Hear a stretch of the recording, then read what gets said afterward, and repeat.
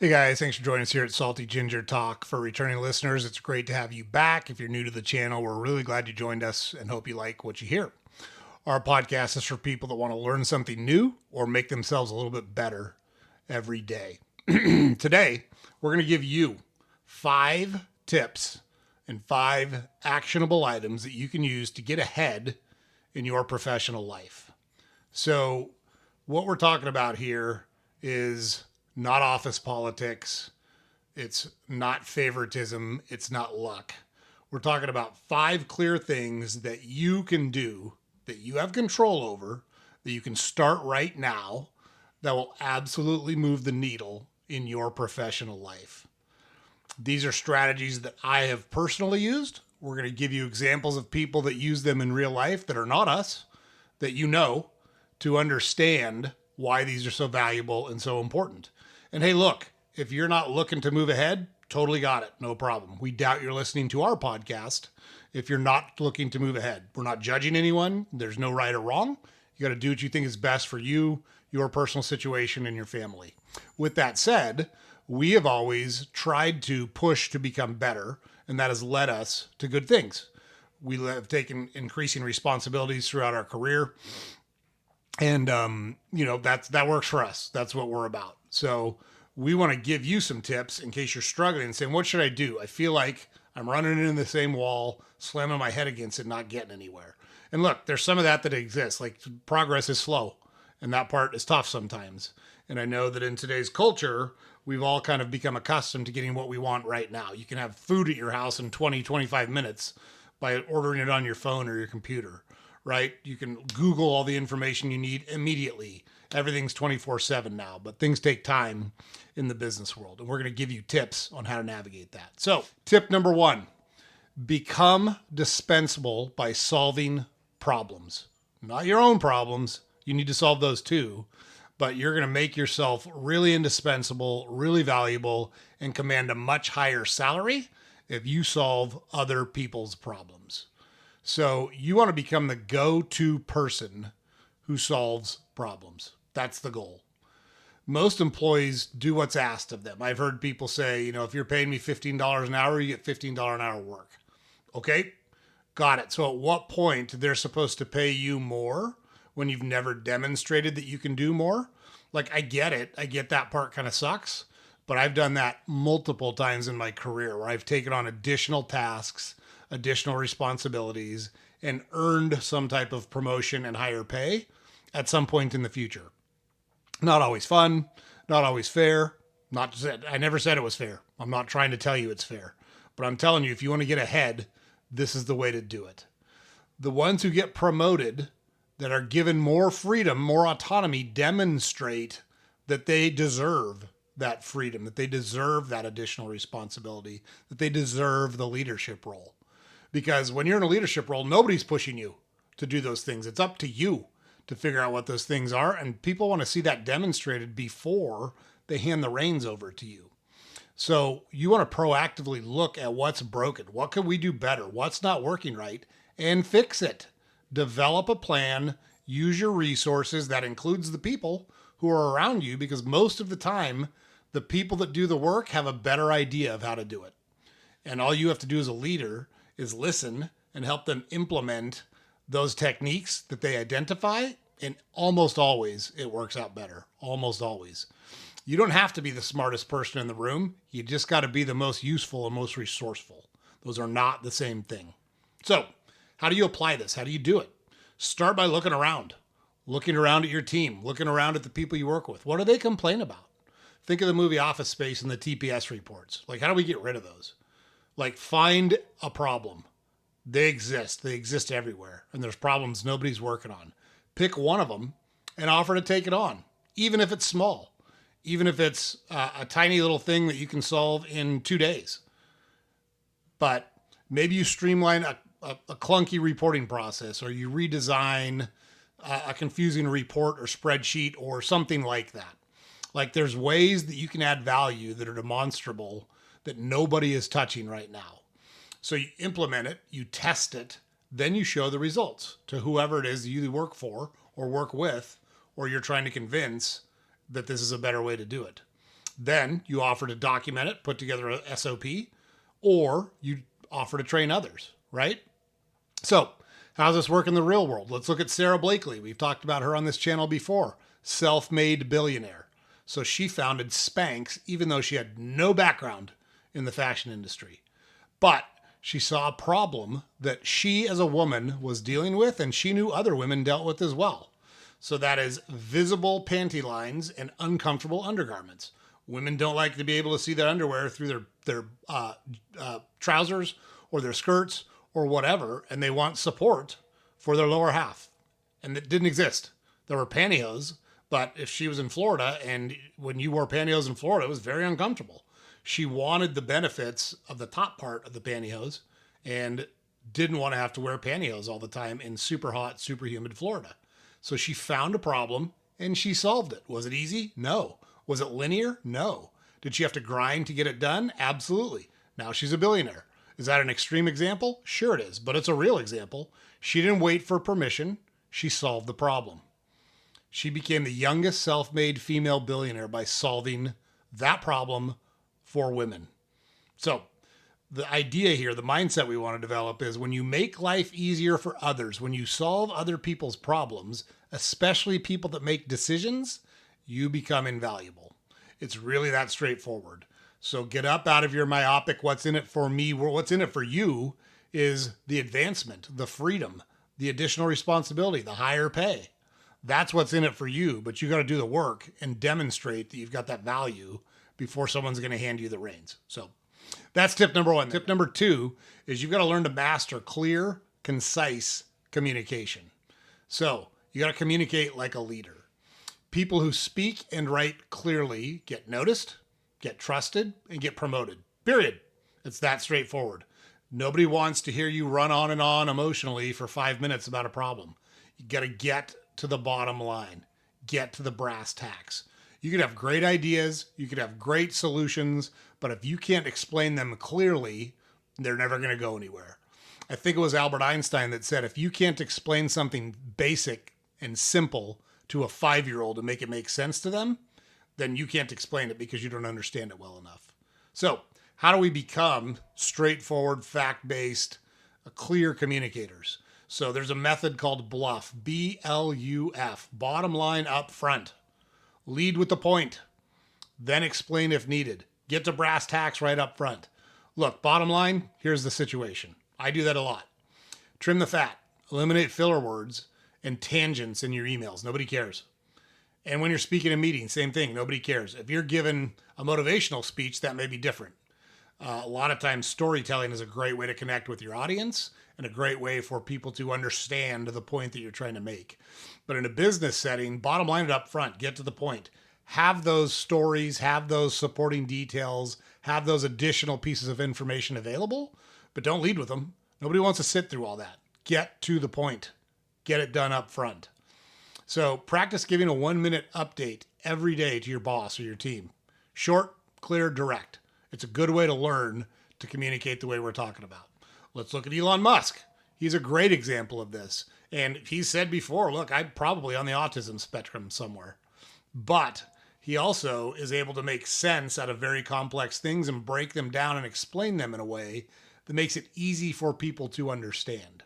So technical ideas. I mean, the guy builds rockets. They started an electric car company. And he explains those things in a way that investors understand, the public can understand, and that has helped make him wildly successful. It's not an accident. It's not an accident that he runs all these companies. It's not an accident that he gets all these people behind him. He builds trust by being clear, direct, and honest up front. So he gets people on board. So how can you do this? How can you practice this? Record yourself summarizing your work or an idea in 60 seconds and play it back. Was it clear? Were you rambling? Did you use a bunch of excess information and or details that aren't necessary? That is something you can focus on and improve on because you're essentially coaching yourself.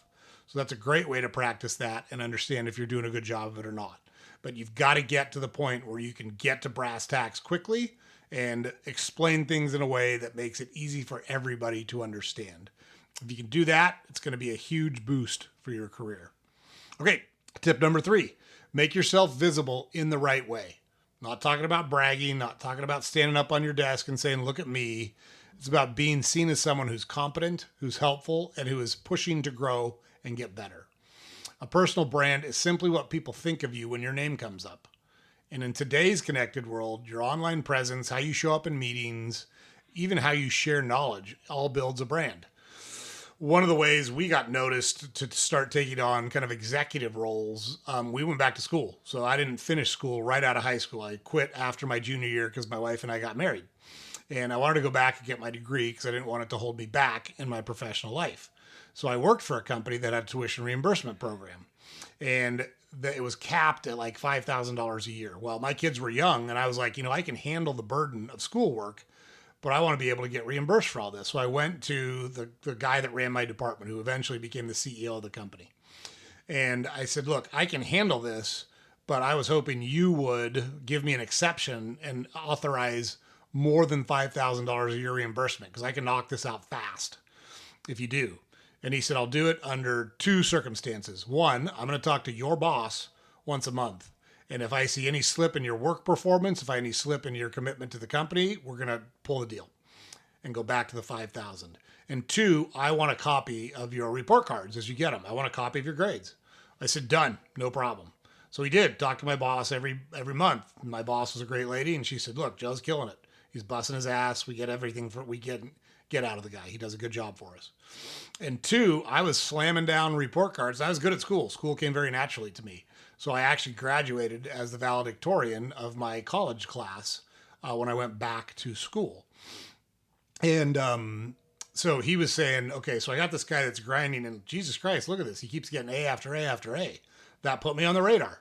And then an opportunity came up that they didn't have a solution for. He picked me. I had no experience in this thing that he asked me to do. I had no experience in the job he moved me into, but he had confidence in me because he knew I was pushing to make myself better. He knew that I showed up, that I was competent, that I was doing my job, and I demonstrated that I was smart from the grades I was showing the guy. So that's one way I got on the map, but it checks all these boxes because it made him think about me differently than he thought about other people. So how can you do it? One way to do it, start sharing insights or helpful tips. Maybe you do it at work. Maybe you do it on LinkedIn. Maybe you do it through internal channels. Look, I started a podcast because I think there's a big gap in the world as it relates to role models and places for young men in particular to figure out how to make their way through the world. And, I've been wildly successful both personally and professionally, and I've learned a lot. I've actually been successful because I have failed so much. And people think that that's oxymoronic or that I don't know what I'm talking about. I know exactly what I'm talking about. I have learned so much more from my failures, and there's been plenty of failures, but that's the risk that you take when you put yourself out there. Sometimes it's going to go well, sometimes it's going to crash and burn, and you've got to learn from the times that it crashes and burns. You got to pick yourself up, you got to dust yourself off, you got to get back in the fight. That's just how it works. So you can volunteer to lead a presentation, to recap a meeting, or to mentor a new hire. Like I've done all of those things at different stages in my career. Those are great ways to go. You could attend a conference or a webinar or a training. You can do it once a month and share what you've learned. Do a recap. Practice your bluff method, bottom line up front. Recap what you learned back to the group and share the knowledge. Become a mentor internally. So there's Austin Belkak. He didn't come from a top tier school, but he built a brand by offering no nonsense, actionable career tips on LinkedIn. Right? It's a professional setting, and he was offering people advice on how to grow their careers. That visibility helped him to build a company that reached millions of dollars in sales. So here's a simple action you could take. Ask 3 colleagues what they think your greatest strength is. Then lean into it and share those skills more visibly. You're an expert at something, even if you don't consider yourself that. But everybody has expertise in something. It's Einstein said, everyone's a genius, but if you judge a fish by his ability to climb a tree, you're going to think he's an idiot. And it's a great analogy. Like if you put a fish in water, but then all of a sudden he looks awesome. But you've got to figure out where it is your strengths lie and play to those strengths. And you want to do that in a way that benefits you. Okay, number 4, you've got to ruthlessly manage your energy and your time. You've got to protect your energy and your time like your life and your career depends on it, because it does. So many times people think that being busy means they're being effective, and those are not the same thing. You can't lead, you can't think critically, you can't create value if you have no energy left and your calendar is a mess and you have no time to work, to plan, to think, to strategize, to take care of your health. All of those things are important. And if you don't manage your time and your energy and you're able to handle all of those things, you're going to fail, plain and simple. So how do we do that? What are the steps we can take to do that? First, block off 90 minutes in the morning for deep work. No emails, no texts, no social media, no distractions. I'm going to grind on something hard for 90 minutes and really create value right at the beginning of my day. And then you got to say no to non-essential meetings or non-essential requests. So if it doesn't align with your top goals and you're not vital or necessary to it, turn it down. Like, just say no. I can't do it. Sorry, it just doesn't fit. You don't have to be a jerk about it. You don't have to be mean about it. You don't have to be abrupt about it.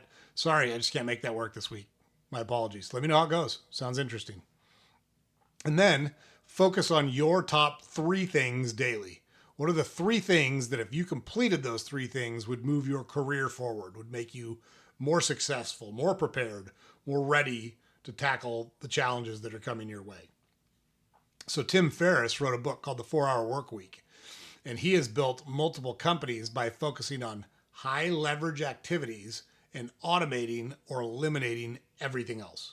So he only tries to work on things that have like a multiplier effect on his life or in his world. He's not doing more. He was doing better. He was spending his time on the highest value tasks and the highest value exercises to drive things forward for him. So we love the movie Yes Man. Like, it's got a good message. However, that's not a good way to live your life. You've got to be focused on the things that are important to you and focused on the things that you're trying to accomplish.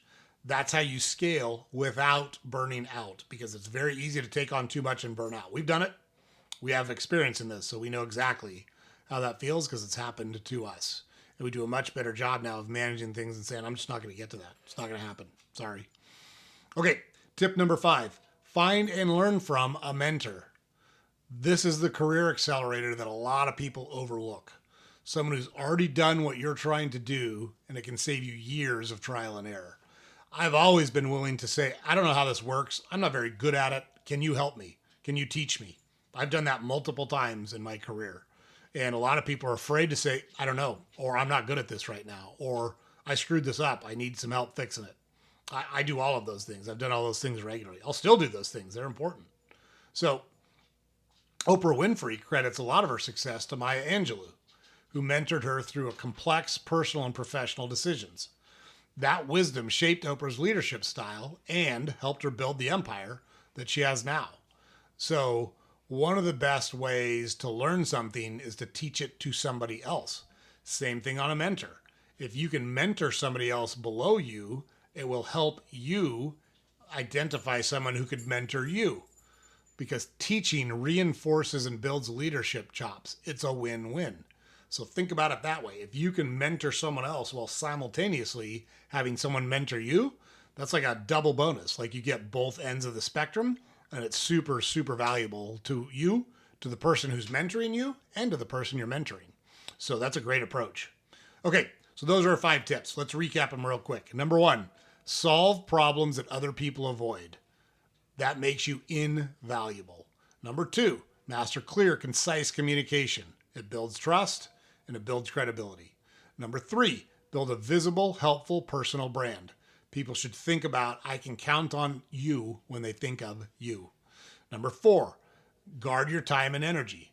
Do fewer things better. Focus on the highest value tasks that deliver the biggest return for you, your business, your professional life. And number 5, find and be a mentor. Learn faster by learning from other people. Even when you're teaching someone, you're going to learn something from them. So that's a win-win all the way around. Now, pick one of these. Here's our challenge to you. Pick one of these things we talked about and apply it this week. Start small, stay consistent, and build from there. Rome wasn't built in a day. You're not going to change everything overnight, but you can change one thing right now. And that's where you want to focus your time and energy. So Hope you found this useful, guys. If you did, share it with someone you know that's working to get ahead, but might be struggling, might be able to use a little push. Be a mentor to somebody, right? And if you apply any of these tips, we'd love to hear how it goes for you. Shoot me a message, tag our show. We'd love to hear feedback from you if you use these things on what you experienced. How well did it go? Did you struggle with it? Is there anything we can help you with? We'd love to hear that. But look, guys, here's the motto we try to live by. I'd rather beg for forgiveness than ask for permission. And that doesn't mean we're out breaking laws or wildly doing crazy stuff. The point is, you've got to push and you've got to do the things that you think are right. And if you're a leader, you're going to identify things that are helpful. It's one of the things we do in our business, right? So we run grocery stores in underserved community on the south and west sides of Chicago. And we take that responsibility very, very seriously. And it's hard. It's a grind. It's not easy. We've got great people that work for us. We've got great customers, but that's a challenge. The grocery business is notoriously hard to make money in. And we're operating in neighborhoods where a lot of grocers have decided not to operate. Walmart has closed stores in our neighborhood. Aldi has closed stores in our neighborhood. And those are great, great grocery operators. So it's not an easy gig. And you've got to push. You've got to continue to try to make yourself better all the time if you're going to be successful. That's what our tips today are all about. So, look, James puts it up over every day. Don't forget to head over to our website, saltygingertalk.com. All of our podcast episodes are there. Links to all our social media accounts are there. We've got a newsletter we publish every weekday that you can subscribe to on our website. And please, please, please like, comment, share our podcast on whatever platform you consume it on. It's super, super helpful for us. Really appreciate you guys coming and checking out the channel. We appreciate all the support. Hope you're able to use these tips and grow your professional life. And we will see you guys on the next episode.